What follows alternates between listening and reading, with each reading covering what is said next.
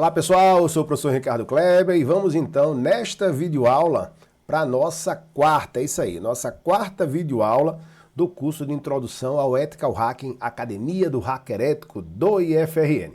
Neste quarto tópico nós vamos abordar os testes de intrusão, os Pen Test, Penetration Test, fica melhor traduzido, né, para a gente no português do Brasil, para testes de intrusão, TDI. Vamos falar um pouquinho mais, a gente abordou um pouquinho aí na videoaula anterior e a gente faz essa complementação agora, falando não só da parte descritiva, mas também, e a mais importante, das metodologias. Isso aí, vamos dar uma geral no que a gente tem de normativa para fundamentar o nosso trabalho na área de testes de intrusão. Matamos aí então os três primeiros tópicos ou subtópicos iniciais de fundamentos e metodologia do hacking ético e vamos então, nessa segunda semana, para os três subtópicos complementares, começando nesta videoaula com testes de intrusão, Penetration Tests. Vamos nessa então, ampliar aí na tela para ficar mais bonito, melhor para vocês verem. Vamos nessa, gente. Então, começando pela cunhagem do termo, né? O teste de intrusão vem de Penetration Tests, que foi abreviado internacionalmente como Pen Tests, e assim é conhecido. No Brasil, começou-se a utilizar TDI, teste de intrusão, ficou mais adequado, mais focado.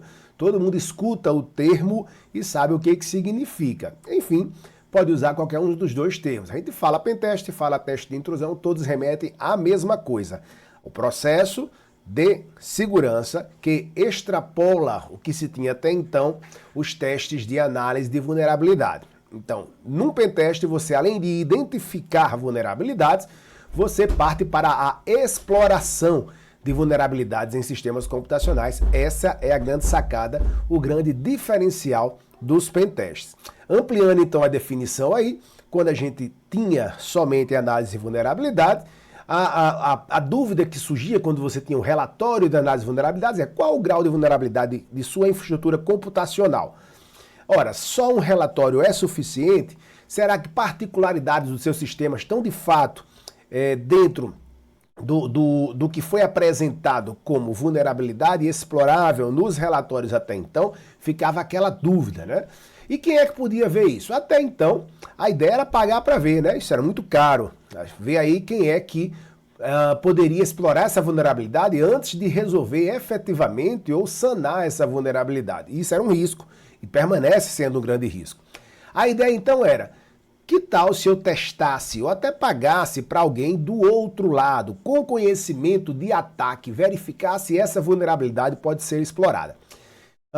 E essa pessoa precisa ter a atitude ou a antiética, o viés malicioso. É aí que está o grande cerne da questão, é aí que vocês estão sendo preparados como ethical hackers. Pensar como inimigo, como a gente viu, mas agir de forma ética. A ideia então era que eu tivesse uma pessoa ou um conjunto de pessoas especialistas que se pusessem na condição de atacante interessado em burlar a segurança do seu sistema. Daí surge o pentester, né, ou o ethical hacker que se especializa em testes de intrusão.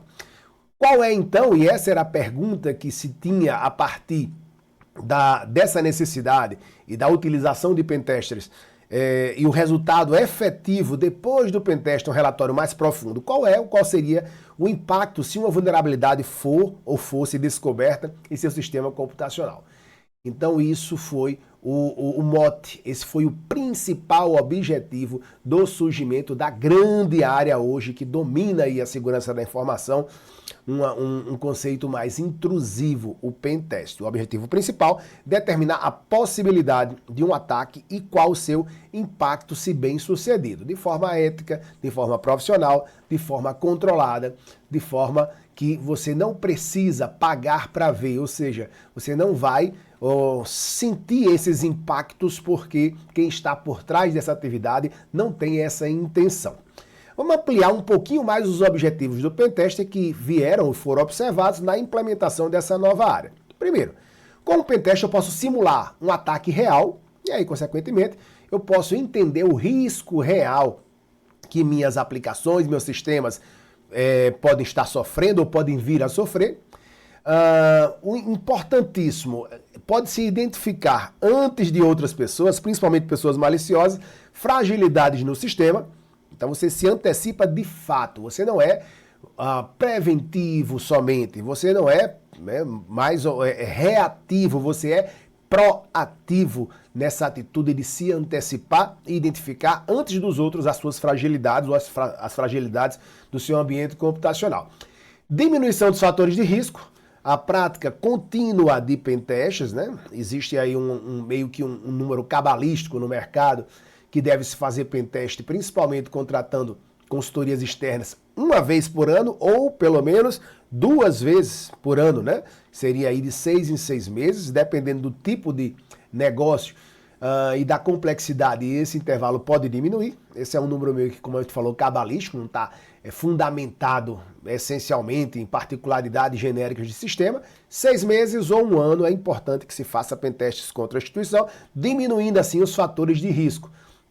Toda vida que tem um pentest, você tem em seguida ações para mitigar, para corrigir aquilo que poderia vir a ser explorado. Possibilidade de correção de problemas antes da exploração, e essa é a grande sacada. Então o atacante ainda não viu aquela vulnerabilidade que poderia comprometer o seu sistema, você foi lá, pagou, viu e corrigiu antes dele ver e efetivamente explorar.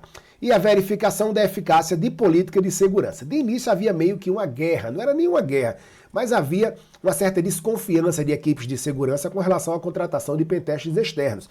Parecia que era uma forma do gestor dizer que não confiava na sua equipe. Isso era muito ruim. Hoje, com o profissionalismo do entendimento do que é pentest, é cada vez mais comum e natural que se entenda que contratar um pentester externo, ele não só não está colocando à prova, menosprezando o trabalho da equipe interna, como ele está validando, verificando a eficácia. E isso é bom. Encontrar vulnerabilidades, um olho fora daquele ambiente. Ora, todo mundo que faz parte da equipe interna de segurança implementou políticas de segurança e, de repente, vale a pena ter um olhar externo. Quem é esse olhar externo? O pentester pode dar esse plus aí. Então hoje o pentester ou a contratação de consultorias externas de pentester é um aliado dos grupos de segurança internas, porque, entre outras coisas, se verifica a eficácia da política de segurança institucional. Fechando então essa comparação, pentest e análise de vulnerabilidades, a gente já vem falando sobre isso, mas que fique bem segmentado, bem consolidado aí para vocês. Segmentado não, né? Que a análise de vulnerabilidade é uma parte do pentest. O pentest surgiu a partir de inquietudes geradas pelos relatórios de análise de vulnerabilidade. Diferença fundamental, a análise de vulnerabilidade para assim que é apresentado aquele relatório de vulnerabilidade sem explorar. Não explora as possíveis falhas e a consequência disso, quanto mais complexo, maior a ocorrência de relatórios com alto número de falsos positivos. Situações apresentadas como problemáticas, sistemas apresentados como vulneráveis que, se fosse feito o teste, poderia ser que não fosse aquilo que estava no relatório. Isso é muito importante. Possíveis vulnerabilidades é diferente de vulnerabilidades exploráveis. O que é uma possível vulnerabilidade a partir de um relatório de análise de vulnerabilidade? Ora, uma ferramenta verifica uma versão de um determinado sistema, uma configuração de um determinado sistema, e a partir da constatação em CVEs, em bases de exploits, em bases de informação de vulnerabilidades, ou em experiência da própria ferramenta, ele deduz que, ao usar aquela versão, ao usar aquela configuração, o sistema só por isso poderia ou deve estar vulnerável. Percebe? Então poderia, deve. E aí, tá de fato ou não tá? O pentest está aí para comprovar se isso é verdade ou não. E essa é a grande sacada de substituir ou complementar a análise de vulnerabilidade pelo pentest. A análise de vulnerabilidade não mensura o risco que a vulnerabilidade explorável pode causar. O pentest é a forma adequada de determinar o risco real das vulnerabilidades e, consequentemente, tratá-los de forma correta. Beleza? Fechou aí então a parte conceitual que a gente já vinha mastigando devagarzinho, agora a gente expande aí os objetivos, foca em definitivo na necessidade de pentests como uma das principais atividades hoje de grupos de ethical hackers.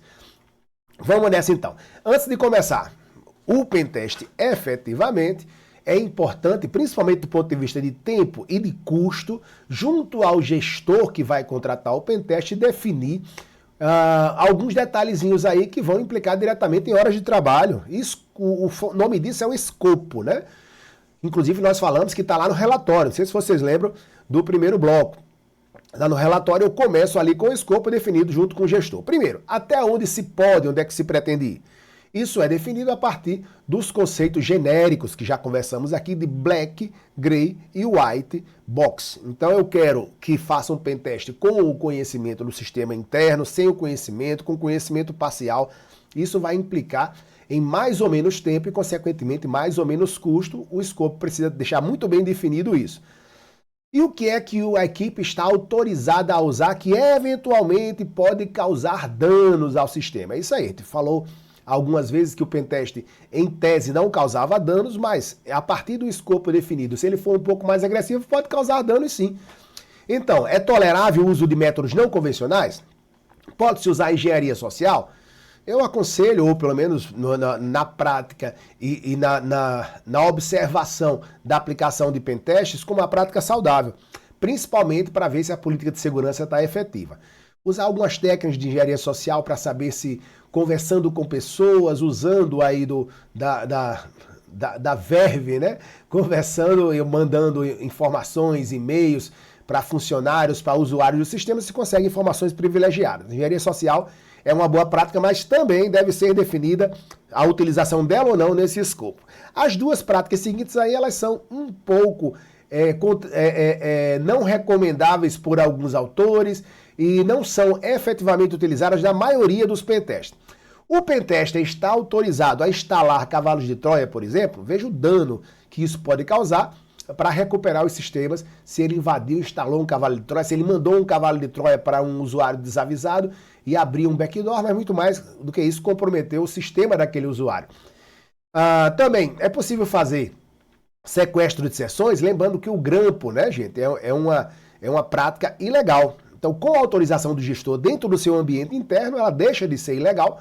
E aí, em havendo a autorização e possibilidade, pode-se fazer uso de sequestro de sessão, o session hijacking, né? Seja o sequestro de sessão, como a gente falou, por grampo, ou através da inclusão de algum tipo de malware nas máquinas dos usuários, que você sequestre cookies, sequestre sessões e que se faça passar por ele, não necessariamente o grampo. Então, por que isso é polêmico? Por que isso, em situações específicas, pode ser mais prejudicial ou não? Porque são métodos usados por Black Hats e ataques que podem, em alguns casos, gerar mais transtornos do que benefício se forem usados no pentest. Isso, então, é definido no escopo antes de começar. Beleza, a gente chega agora a um divisor de águas. Olha aí, pessoal. Por muito tempo, né, teve aí pelo menos uns 5 anos de anomia normativa. Olha que nome bonito, né? Nós não tínhamos efetivamente metodologias consolidadas para usar em pentest.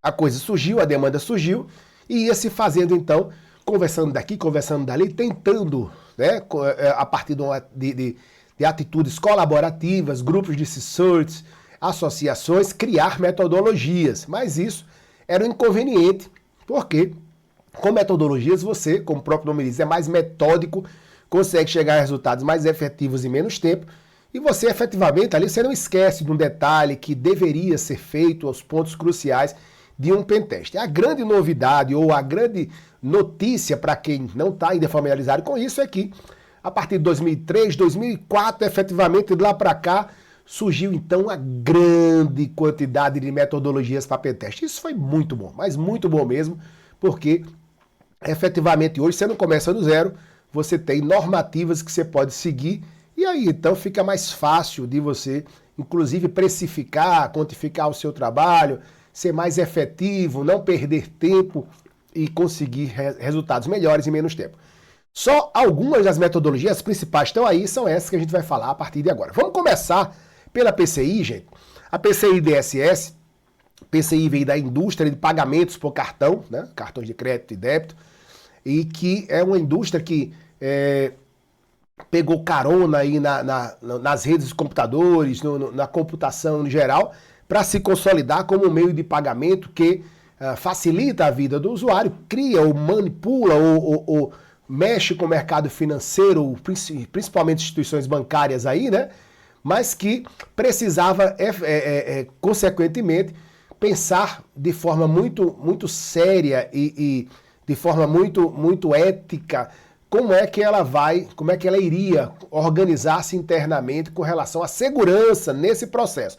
Tanto de passar segurança para o seu cliente, como internamente os seus sistemas de armazenamento de cartões, armazenamento de senha, revogação de cartões, identificação de fraudes. Pois bem, antes mesmo então dessa inquietação por pentestes, a indústria de cartão de crédito já se organizava com suas normativas, o que resultou em 2004 em uma normativa que veio a se tornar a base para o que a gente iria usar em teste de intrusão. Olha que interessante.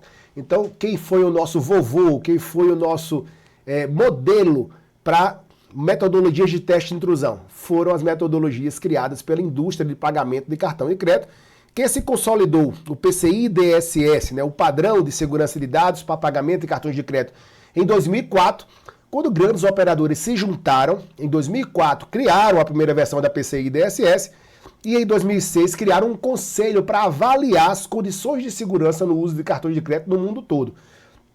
Então a PCI-DSS abrange todos os componentes envolvidos no fluxo de uma transação comercial, transmissão, processamento e armazenamento. Olha só, pessoal, é a mesma, vocês vão concordar comigo, é o mesmo foco do que a gente procura de infraestrutura computacional para qualquer tipo de ataque. Basta aí que você amplie, ao invés de ser só transações de cartão, qualquer tipo de transação, não é isso? Então não tem para que reinventar a roda. O fato é que a robustez e o detalhamento do PCI-DSS serviram de base para a grande maioria das metodologias de análise de segurança de sistemas computacionais. As metodologias, se vocês virem, muitas que vamos falar aqui, que são públicas e estão lá para você baixar o PDF, ela fala lá, está em conformidade com a PCI-DSS. Por quê? Porque o que está escrito lá não se aplica somente a cartões de crédito. E essa é o grande trunfo que se teve a partir de então. Vamos usar a PCI-DSS como padrão e vamos seguir aí com nossas metodologias. Mas teve uma outra influência aí um pouco anterior, né? Em paralelo a isso, ou muito antes disso aí, a segurança da informação já era uma preocupação, muito antes de pentest, inclusive a análise de vulnerabilidade veio aí de tentativas de padronização, de busca para identificar vulnerabilidades, não é isso? Então não foi nem em 2004, não foi nem em 2000. A primeira grande normativa genérica para tratar questões relacionadas à segurança da informação veio da BS, né? A BS é de British Standard, né? Ou seja, o padrão britânico. Isso aí, a Inglaterra foi a nossa grande referência, quando em 1995 ela começou a escrever e a cunhar um modelo que iria ser aí a referência mundial para sistemas de gestão de segurança da informação. O resultado, o esforço inicial, culminou em 99 com a BS 7799, nossa grande vovó aí, né? A partir dela, então, a ISO transformou a BS 7799 na primeira parte da ISO IEC 17799, que foi de fato que se consolidou para o mundo todo. O pessoal usava a ABS, passou a usar a ISO. E depois, a própria ISO também fez uma segunda parte dessa ISO, baseada na ABS 7799, com outros focos aí em controles para ISO IEC 27002. Pois bem, esse conjunto de padrões aí, que seguiu essa cronologia, tinham e tem o objetivo de prover o modelo para estabelecer, implementar, operar, monitorar e analisar criticamente, manter e melhorar um sistema de gestão e segurança da informação. Dentro desse escopo está lá o nosso principal objetivo de usar essa normativa, que são os tópicos relacionados à análise de vulnerabilidades em sistemas. Vamos já chegar aí lá, beleza? A ABNT, como faz com todas as demais principais normativas da ISO, criou a NBR ISO IEC 27001, seguindo o mesmo número aqui, né? Ó, 27001. Em 2005, a ISO fez a 27001,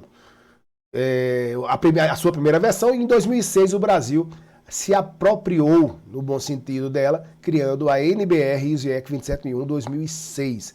Pois bem, a partir disso aí, passou-se a disseminar tanto atitudes baseadas em normativas efetivas na ISO IEC 27001 para, desde concepção de sistemas, desde sua origem de forma segura, como também a verificação de problemas de segurança nas mais diversas áreas da computação, e criou-se ou demandou-se a necessidade de se ter regras específicas para análise de vulnerabilidade e gestão de riscos como um todo, né? Isso aí, então, da 27001 descambou para 27002, que implementou efetivamente os controles. Então, a 27002 foi o complemento da 27001, que implementou, de fato, ou sugere diretivas para a implementação de controles. Dentro desses controles, gente, ó, política de segurança, gestão de ativos, está o que aqui? Ó, gestão de incidentes de segurança da informação. Então, a 27002 trouxe dentro do seu bojo, além de outros controles, as orientações de normativa para a gestão de incidentes de segurança da informação. Beleza? Em paralelo a isso também, olha só, quanta norma bacana, né, pessoal? Em paralelo a isso, naturalmente, o Departamento de Comércio dos Estados Unidos, através do NIST, instituição extremamente respeitada, nós já citamos, e sempre quando falar em normativas, sempre tem a colaboração do NIST. Falamos aí de certificações, né, do que o próprio NIST implementa e disponibiliza. Então, o NIST, o Instituto Nacional de Padrões e Tecnologia do Departamento de Comércio Americano, ele começou a criar em 1990, olha aí também, bem antigo, né? Começou a criar as SPs, as Special Publications. Então, seriam aí as publicações especiais voltadas para políticas, procedimentos e diretrizes de segurança para computadores. Essas SPs, então, começaram a ter cada um foco específico. Então, você tem mais de 130 SPs aí do NIST desde então.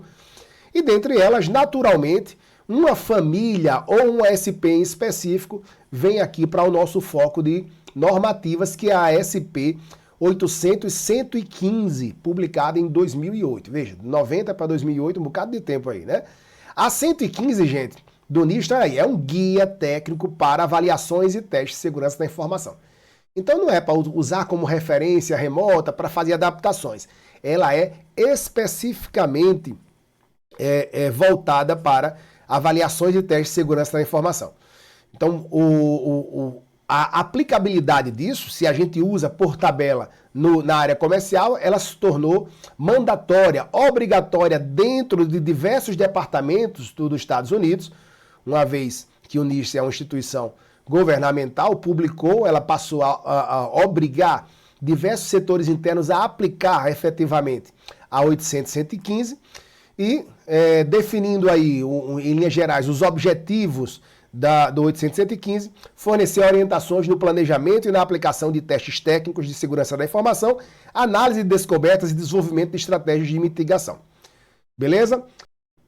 Uma peculiaridade dessa norma do NIST é que ela não aponta efetivamente qual a técnica que deve ser utilizada para avaliação e teste de segurança, mas ele se baseia no que já existe no mercado e sugere como as diversas técnicas devem ser utilizadas para que os testes sejam efetivos, beleza? Essa é uma particularidade. Olha aí, pode cair na prova, hein? Deixar aí com vocês essa particularidade da norma 800-115. Vamos lá, só para documentar e deixar registrado as principais ou as seções contendo aí as principais ações da 800-115, chamadas seções do documento. Teste de segurança e visão geral de exames, revisão das técnicas, identificação do alvo e técnicas de análise, técnicas de validação das vulnerabilidades do alvo, planejamento de avaliações de segurança, execução de avaliações de segurança e atividades pós-teste. Tem mais normativa, viu, pessoal? O OSSTMM, olha aí. A ISICOM, instituições sem fins lucrativos aí, né, Instituto para Segurança e Metodologias Abertas, ela trouxe aí uma grande colaboração. Sugiro fortemente que use essa metodologia, guarde ela, imprimam, encaderne e deixe aí num cantinho especial. OSSTMM, Open Source Security Testing Methodology Manual. Manual de Metodologia de Testes de Segurança Open Source, né? Pois bem, é um manual de metodologia aberta de comprovação de segurança, um dos documentos mais completos e comumente utilizados em auditoria de segurança e informação e sistemas web, não especificamente sistemas web. Vamos falar ainda sobre essa derivação ou essa preocupação hoje que existe que precisa existir com segurança de sistemas web, conformidade com os principais padrões de segurança. Olha só que interessante, gente. Você não precisa ter um OSS-TMM, ter o NIST ali em paralelo, ter o PCI-DSS. A galera se juntou aí, mais de 150 especialistas na área de segurança focados em pentest, criou a OSS-TMM, leu PCI-DSS, NIST, ISO 27000, toda a trilha, principalmente 27002. Então, ela já garante e tenta manter, você usando a OSS-TMM, a conformidade, o compliance com os principais padrões de segurança já existentes, não é legal? Então não precisa estar aí pegando outro OSS-TMM, é uma norma que já traz esse compliance, essa conformidade. Tá aí o link para baixar a última versão, OSS-TMM, versão 3, tá?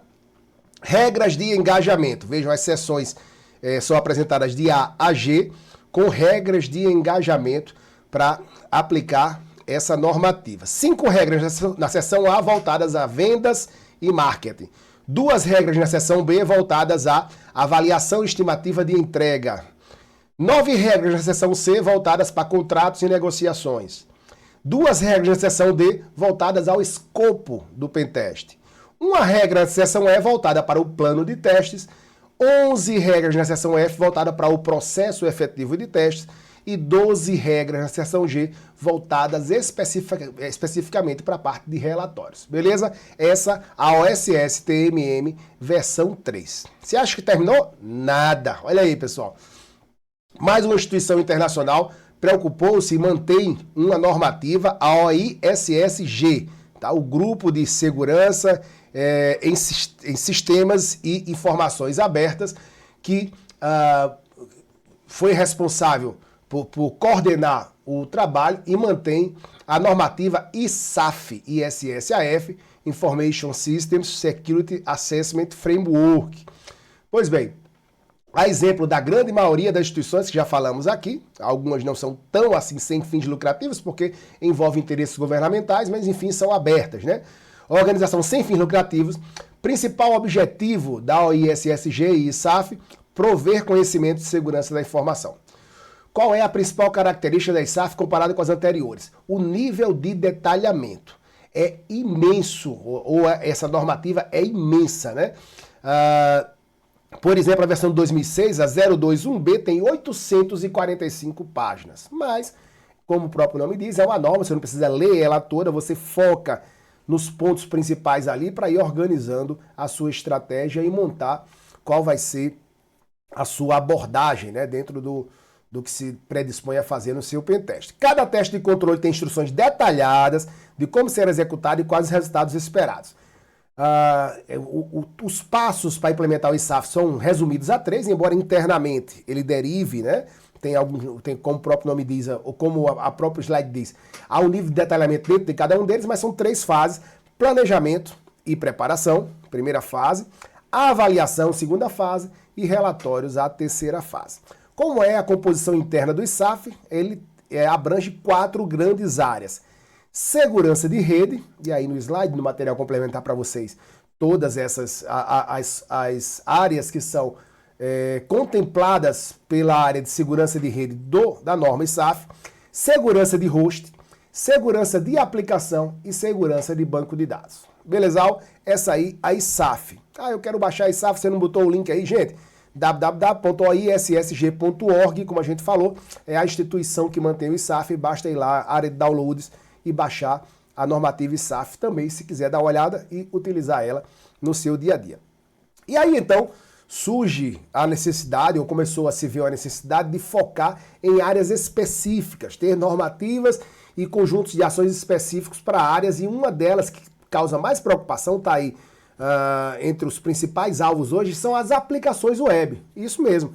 Não é a infraestrutura, não é o próprio servidor web, não são os servidores de banco de dados, não são as redes sem fio, são os sistemas web que hoje estão em execução e que são o alvo predileto da grande maioria dos ataques, porque por trás dos sistemas estão dados estão informações que podem ser muito valiosas para os atacantes.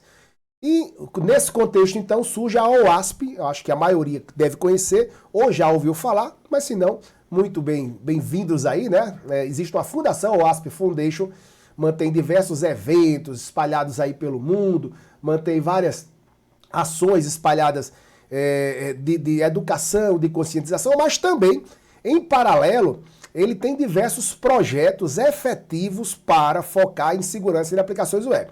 Né? Então, por exemplo, ferramentas e documentos para proteção. Quem nunca ouviu falar aí, pessoal, a gente vai utilizar aqui, inclusive, em nosso curso, o OWASP Zap. Né? O OWASP Zap é um proxyzinho web para fazer pentest e ele é desenvolvido, mantido, disponibilizado gratuitamente e aberto pela OWASP, o OWASP Zap. Né? Detecção, conjunto de ferramentas e documentos que podem ser utilizados para encontrar vulnerabilidade. Ciclo de vida. Então também aqui dentro, gente, tem alvos, tá?